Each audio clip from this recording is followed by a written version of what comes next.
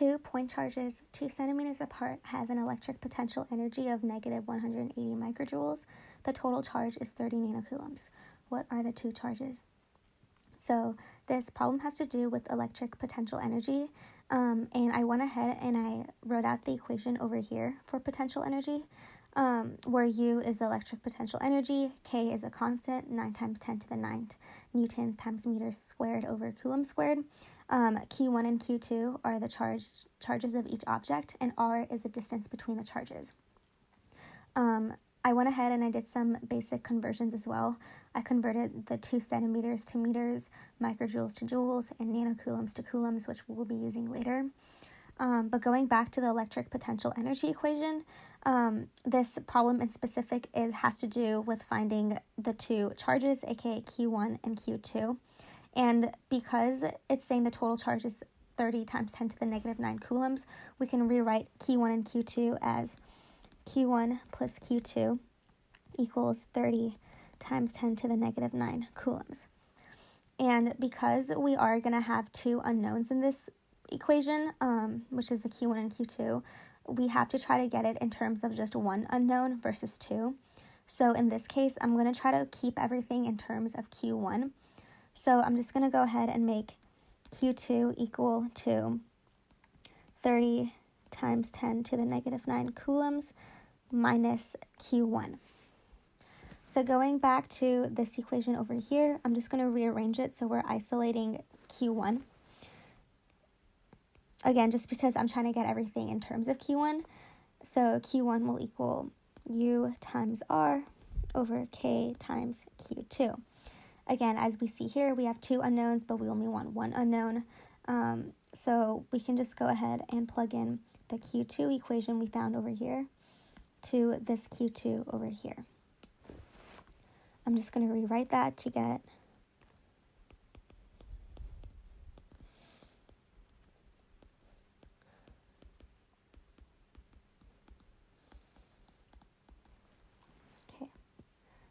So now we have everything in terms of Q1, and I'm just going to do some algebra to get everything on the left side of the equation.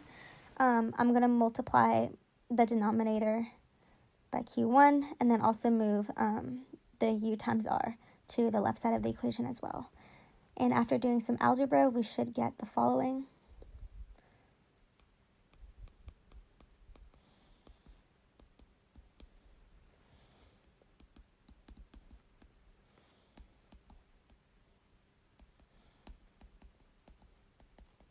Equals 0.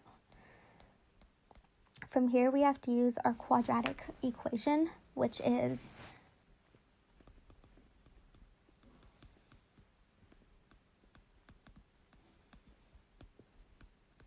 this over here.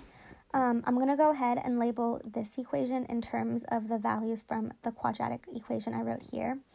So I'm going to label this one, the negative Q1 squared, as A, the 30 times 10 to the negative 9 coulombs times Q1 as B, and the U times R over K as C, which we will use to plug in to the quadratic equation. So plugging everything in, we will get the following.